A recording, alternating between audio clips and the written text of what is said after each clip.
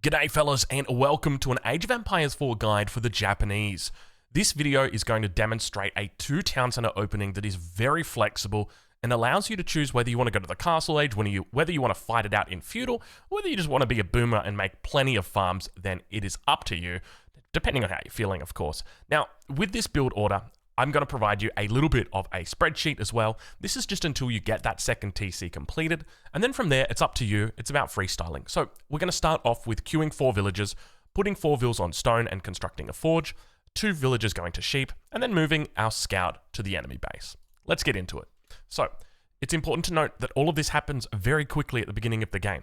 You can take your own time, and don't worry if you've got misclicks or anything like that. It's just a matter of doing it as fast as you can. Now, when we're putting down our forge, you can see that I had a really good spot in between the gold and the stone, but just for the sake of the build order, I said to myself, you know what, we're just going to put it in this spot here, and just make sure that we're all good. Now, we're going to rally the town center to food, just for the first 2 villages, and you can see that what I've done, and well, let's just go back and watch that just a second, because this is a recording of me actually playing, so I'm not watching the replay, I'm watching the recording of myself playing. So what I'm doing here is I'm actually moving the villages in front of the forge to be between the stone outcropping and the forge. This is really important. If you don't do this, your villages are going to be inefficient, because what's going to happen is they're actually going to line the stone outcropping on the edge here, and then you've got a much greater walk distance. Whereas if you bring them in like this, then it works out a lot better for you. Let's keep going. So we start off with our 4 villages on stone. We've got 3 villages on food. Now we're going to rally a 4th villager out to food. So if we follow along here, you can see that our step is 2 vills to sheep. After that, so this one will be coming up shortly, but after that we're going to be sending out a villager to stone, and that same villager is going to be constructing a farmhouse. Now we don't want to put that farmhouse on the berries just because it's quite out of the way, and you can never guarantee that it's going to be close. So we're just going to treat it like a normal house. And don't worry, we will eventually put a farmhouse on the berries, but for the moment, we're just going to forget about it. So now that we've continued scouting out the map, we're just checking for sheep in the meantime, and our town center is about to pop that villager, and you can see we're population blocked. Just remember, we keep training a villager during this time, even though we're population blocked, because it only counts when the villager is about to be completed. That's when it counts. So the house takes 15 seconds to build, a villager's 20 seconds, so you've got about 5 seconds of time that you can play with, and that's exactly what we're taking advantage of here. So you'll see that the villager pops out, and the house is completed. So from this point, it's quite a simple way to macro, because we just rally over to food, and all we're going to be doing is following our scout around the map. We're just looking for sheep at this point. So if we take a look over at our build order, you can see it says 7 vills to sheep. This is why I love this build order. It is a really simple opening. No matter what your skill level, whether you're bronze, whether you're gold, whether you're conqueror, this is a great build order, and it's very flexible as well. One thing to note, though, is that people are starting to catch on with the build order, and I suspect you're probably going to see aggression towards the Japanese earlier on, just to try and disrupt it. But the good news is this is still really safe. You get all of your stone early on, you can play safely underneath your town center, and you can always expand out a little bit later. But anyway, let's talk a little bit more about what we're taking advantage of here. So for anyone who hasn't already caught on yet, Drongo, how are you aging up without gathering any gold? And the answer is the Japanese unique bonus, which allows you, or not allows you, but grants you the right, whenever you drop off 10 stone, you get 2 gold for free. So what we're doing is looking to pick up enough stone that we're going to be able to age up just using the stone and the gold that comes from the stone. So at the moment, we're at 172 gold, so that's not too bad. But there is something that... Actually, no, I just remembered. We did cover it. Never mind. I'm okay. Let's move on. So we're slowly working towards that age up. And now is a really good time to talk about where we want to be putting this age up. So the way that I see or envision this strategy comes down to one thing, and that is about gold. It's really important that you secure your gold, because if there's early aggression and you lose gold, you're going to lose access to your most powerful unit, and that is the Honor Brigade, or the Honor Brigatia, as it's known. This unit is fast, it attacks quickly, and that's really, really important. So we want to try and guarantee that we've got gold. So when it comes to our second TC location, you might be thinking the berries is a good idea, or going out to the deer is a good idea. I'd recommend what you want to do is stick it on your gold. You want to go either one side or the other side of the gold, and you normally want it to kind of face in a little bit as well, like be a little bit closer to your town center. But what we're going to be doing or doing with it is building our landmark based on where our town centers go. So you're going to see me right now. I'm exploring with the grid. So we've got 50 wood left over. So I'm exploring with the grid, and I'm just making sure I've got enough space here. Because one of the things I want to avoid doing is stomping my straggler trees. So if you build over the top of these straggler trees, they will indeed disappear. So we need to be very careful with when we do that and how we do that. And you can actually determine where they do lie. But note that you can see that this one's on this tile here, this one's on this square right here. So we're just going to be careful about building that. The other thing is we want to make sure that we leave ourselves space for our farms to populate around the town center, because we will be going into the Cura storehouse here. It's a wonderful landmark, a really great landmark for people that are new to the game as well, because it takes one of those parts of the game out that is a bit complicated, and that's farm transitions, and makes it easier for you. So one of the things to note, and I just pointed to it. We're just going to go back because I pointed to it. So I've got villagers queued up in my town center. Hold on, where are we? I think about here.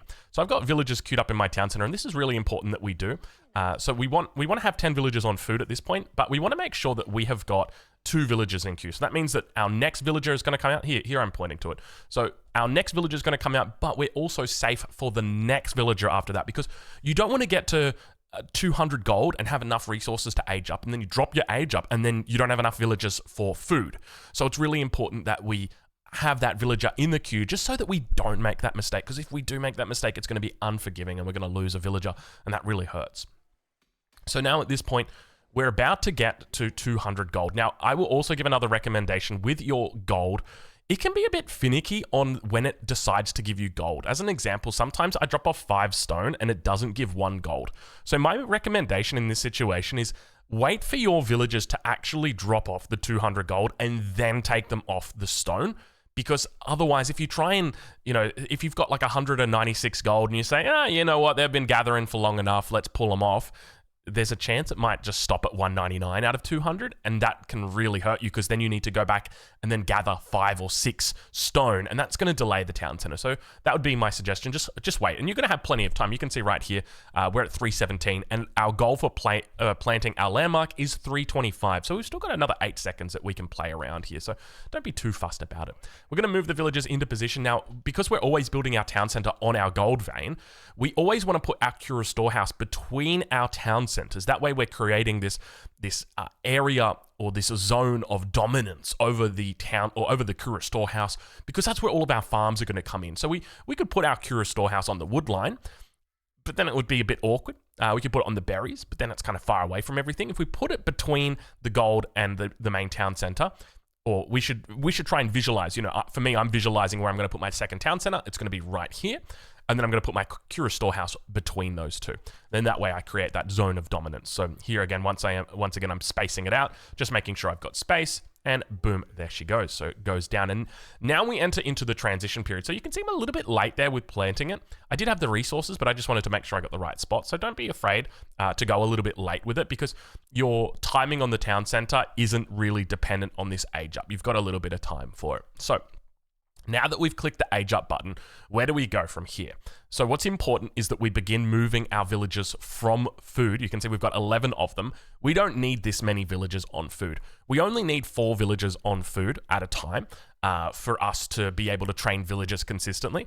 And remember that number is going to change depending on how much food you've got in the bank as well. So what's going to happen is all of these villagers have got food on them. This one might have 7, this one might have 9, this one might have 6. And then from there, what you can do is just drop that food off. You're going to stack up a whole bunch, and you're going to send your villagers out over onto wood. So it's important that you do 3 by 3 by 3. That means 3 villagers onto each tree. You don't want to go 5 on 1, 2 on 1, 1 on the other, because you want all these villagers to be collecting their resources at the same time. So now you can see we've got, if we just quickly check, we've got the 2 villagers on food and the 9 villagers on wood. But of course, we've rallied out a new one because of our little time right there. So we're down at this part already, but essentially at this point what we're doing is just making sure that we have enough food income to maintain that villager production. From this point we're going to be looking to put down a house as well. This is where you can take that villager out and look to put them on the berry. So you can see me here just once again measuring out, seeing how much distance I've got, and now we're sending that villager over to food just to make sure that we've got enough. So this is one of those skills where once you understand the income and the tempo of the villagers coming out, you'll be able to kind of juggle it. And you can see at the moment, I've only got 2 villagers on food, but I know that I'm not going to be in any strife because I've got the 3rd villager coming back from the farmhouse, and then I've got the 4th villager that just popped out of the town center there. So I know I'm going to be okay. And I've put a 4th villager now over onto wood, and this is, I try and time it so that it is going to be a villager that's collecting this wood at the same time that the villagers are roaming back in or coming back in to drop off. And there's a very important reason why that is, because when you're chopping straggler trees, they have 150 wood. That's 15 trips of 10. And we want to make sure that we reach 0 on that tree as all of our villagers have got 10. Because otherwise, what they're going to do is they're going to go and assault somebody else's tree and say, give me your wood. And you want to avoid that from happening. So at this point now, we're rallying sheep. We're at 4 vills on food and 10 vills on wood.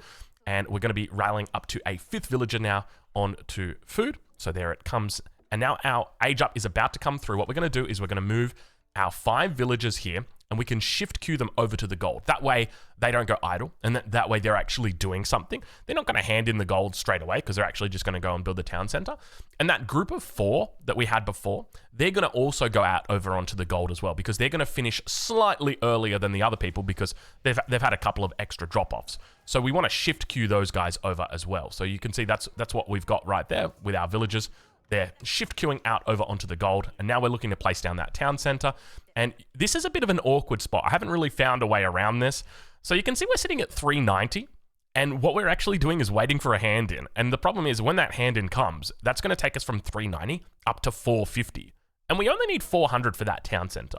So one of the things that you can do is a forced drop-off, and that's what we do here. So we grab these 3 villagers, and then we send them back out. And then that's going to allow us enough to put down this town center. When it comes to the town center placement, you can see here, we've got the Kura storehouse, which is going to be just perfectly in alignment. And then the farms are going to come and move in a clockwise manner around that. So now that the town center's up, what we're now looking to do is throw down our lumber camp out on our wood line. We need to hand in every single drop of wood from these 3 stragglers. If we don't, we're not going to have enough resources to put the lumber camp down. So really, really important you do that before you head out to the lumber camp. And now at this point, this is where we kind of head into the we do head into the freestyle. I'm going to give you a recommendation on what I think your villager allocation should be. But at the end of the day, it's up to you. It's up to the style that you want to play. But this is essentially it. Now, keep in mind, you can also rush up your town center depending on the matchup that you're playing or depending on whether you scout enemy units. And you can see here we're playing against an easy AI on the Byzantines. I would have loved to have played against a real person, but this is a nice controlled environment where it means that we can achieve everything. Because the reality is, if you go into the ranked ladder, I might play 7 or 8 games before I actually get a chance to show you this without any kind of intervention or, shuffling of villagers because maybe there's an early horseman out or something like that. But now we can see that town center is going to come through. I've got it listed here 5:45. We're a little bit late with it, so don't be alarmed. Anything before 6 minutes is going to be absolutely okay. So my recommended split here is 8-10-5. 8 vils on food, 10 vils on wood, and 5 vils on gold. But you'll see even in this, here, I don't actually go for that. I actually bring it down a little bit away from that 10 villagers on wood. Because I do notice that with the wood income, you only really need about 8 villagers on wood. The 10th villager is going to help if you need spears. But yeah, ideally, you could look to be doing this just right here. So at this point, I'm throwing out any kind of number in that region, 8 to 10 villagers on wood, 5 vils on gold, and then every other villager is going to come out onto food. And the goal here is we're looking to get a barracks up as quickly as we possibly can. Now, there's a couple of key moments that we're going to be looking for and driving towards here. We'll ride along for a little bit longer. So we throw that barracks down, 6 minutes 20, not a bad timing for this barracks. And we're going to be starting to train on a Bagasha, sorry. I do just call them on a Bagatti because they're so damn quick, and it just kind of rolls off the tongue. So now we're looking to get our upgrades. So the reason why we're going for double broadaxe here is just because even though we want Tawara, it's going to cost us wood. And ideally, we want to spend our wood on our barracks early. We want to get up to 3 barracks quite early on. So it's an upgrade that we can just get that doesn't really cost us anything by doing it. And it does definitely help us out. The other thing that we're doing is we're taking advantage of our farms here, our passive farms. You can see that we've got a farm that's sitting up here. Now, one of the things that you can do to avoid moving villagers around and shuffling, okay, I'm going to move a sheep villager out here. what you can do is just grab this town center, right-click this farm here, and then right-click somewhere else. And what that's going to do is the villager's going to come out. It's going to click on this farm and say, is this farm free? And if the answer is yes, it's going to just start working that farm. If the answer is no, it's just going to move on to its next task, which in this case is the sheep. So we're going to make sure that we do that for every single farm that pops up. You can see that we've got the flag there already. So when that villager pops out, it's automatically just going to start working straight away. Now we're working towards Tawara, which is really important. So the Japanese get a bonus of 25% when they're working on their berries. And if you take for the second wheelbarrow upgrade, so Tawara is the wheelbarrow upgrade, if you get the second level of that, that's going to increase that from 25 up to 50%, which is massive. That is an insane gather rate advantage that you get with the Japanese. And we're going to be looking to time running out of sheep with these upgrades coming through.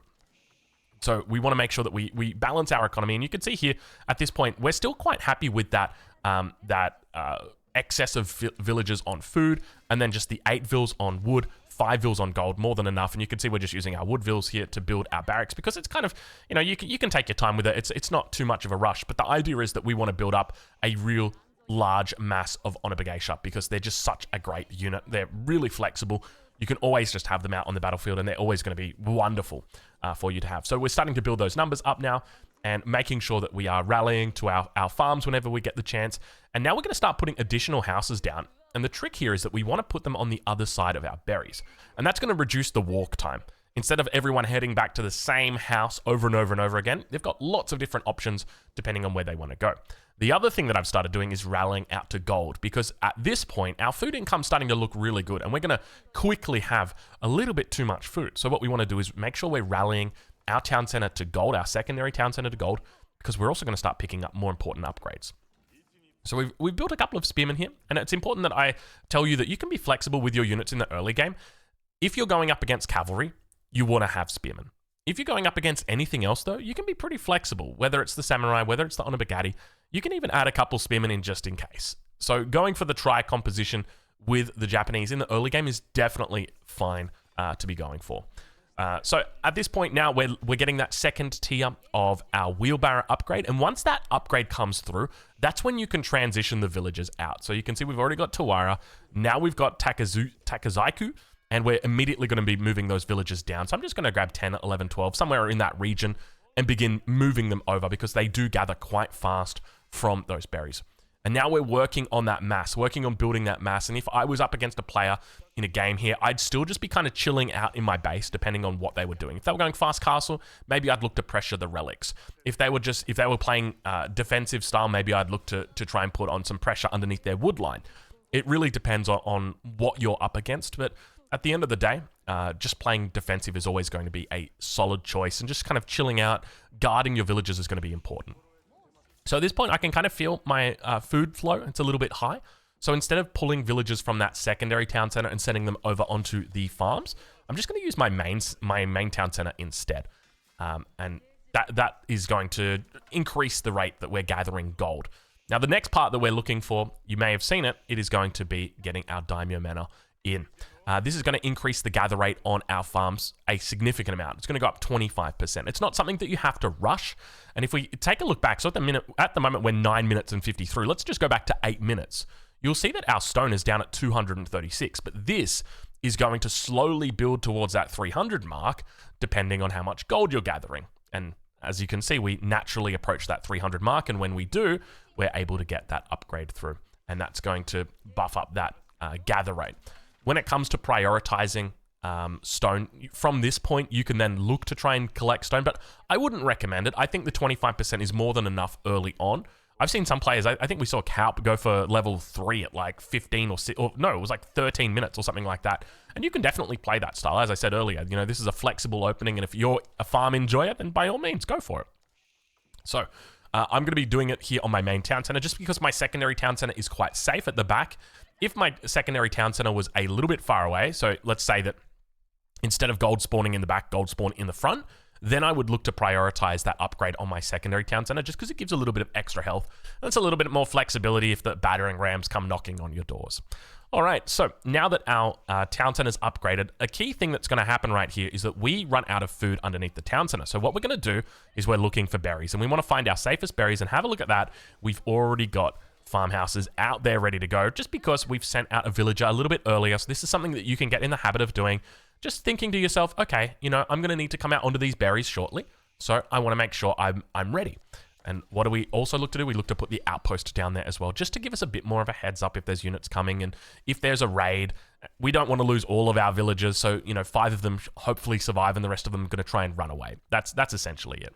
So at this point, though, in the game, we're feeling strong, we're feeling solid. Now it's time to think a little bit more about flexibility. So do we want to go Castle Age at this point? We could do that. Do we want to go into Cavalry at this point? We could do that.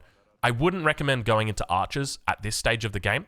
Archers are great if you're going to open. So the Yumi Ashigaru is great if you want to open with them. But I feel like at this point in the game, it doesn't really make sense to go into, just because you can play Samurai and Honor Geisha, and that's going to destroy anything that the Archer needs to destroy. So I wouldn't fuss too much about that. The other thing that we're looking at is the upgrade. So you can see our Forge here is looking to start getting those upgrades in. And there becomes a point where it's like, you actually feel like, oh, I need another Forge to get all these upgrades in, because you've got your level 1 melee upgrade, your level 2 melee upgrade, you've got all of the other upgrades as well coming through. So you really start to notice, you know, not having that second Forge. Now that we've run out of berries, we're looking to once again move out, and we're always predicting before we run out of berries, hey, oh, excuse me. I wasn't saying hey to somebody, I was clearing my throat, but we were always saying, you know, hey, where am I going to be taking these villagers after I've finished with this resource, and making sure that we always front load that so that we don't have to go and build 4 or 5 farmhouses over on the berries to get, you know, a nice little look at it. At this point, we can begin focusing on wood as a resource to collect, and we'll transition villagers from wood over to farms. So the idea is, once we build up enough wood in the bank, you can either choose, do I want to drop down more production, or do I want to throw down more farms? And there's a really good way that you can assess that. If you've got lots of resources in the bank, let's say you've got like 1,000 food and 1,000 gold, and you haven't aged up yet, and maybe you don't want to age up, that's fine, and you've still been making units, then that is basically saying, hey, you need more production here. Whereas if your resources are relatively low and you've been training units, so here you can see I had a little bit of idle time there, but my resources are still pretty low at the moment, then that's a good sign that you can go into farms. As I'm saying that, I literally drop a staple, but that's okay. I know where the economy's going, so I'm feeling all right with it. But that's normally a good sign that you can go into farms, is if you're stacking up resources and yeah, if you're stacking up resources, that's a good idea. Or did I say into farms? Sorry, into production. If you're stacking up resources, go into production. If you're not stacking up resources, then you can normally go into farms. All right, so we're slowly getting all of our upgrades in. You can see we're getting everything except the ranged upgrade, because we don't need ranged attack, because we don't have any ranged units. And similarly to the Holy Roman Empire, this civilization plays, where it's just very much based around infantry, but you can play it happily in the Feudal Age, which is one of the things that I love. There's just so much flexibility with this civilization, and I have a sneaky suspicion that the win rate for the Japanese is going to continue to rise as this build order really gets out there, because it's just such a safe build order. It feels really good. You have access to the super early town center upgrade, which is going to obviously buff up all the villagers. It just feels really, really nice. So now our economy's starting to steamroll. Our economy is getting massive at this point. So this is the point where creating an army and making sure that you're trading it off is important, because your enemy is going to be making an army as well. And we want to make sure that you're having effective trades. So you're going to be approaching 200 population very, very soon. Even though we're only on 140, give it 2 or 3 minutes and we're going to be incredibly close to our max population. So that's what we need to be very cautious of. And when that happens, we want to make sure that we're killing our own units by having them sent into battle, unfortunately. All right, so now we've got farms around that town center beginning to build here, and at this point, this is pretty much it at this stage of the game. One of the key factors here is we want to avoid getting housed, just because our economy is so big. We're making so many units all the time that we need to be very careful about getting housed. And you can see, as I say that, I'm getting housed. I'm rushing a house down, which is obviously inefficient. And what's going to happen is I've got all of these units waiting to come out. As soon as that house is complete, you can see I'm already up to 157 of 160. Now I need to put down another house. And as I was saying, just within seconds of that previous remark, you can see how quickly we can be looking at approaching that maximum population. So it's really important that when we're doing this, that we're trying to find fights that are going to be favorable for us. And even if they're not, it's going to be okay. As long as we're killing enemy units and we're losing our own units, that's a good thing, because we've got a huge economy to power it all up. So we're going to leave it there. If you've got any questions, please let me know. Once again, I will show you the simple build. This is the Japanese 2TC stone opening. So that's what it looks like. Take yourself a screenshot or check the link in the description as to where you can get it. And we'll leave it there. Thank you guys so much for watching, and we'll catch you in the next one.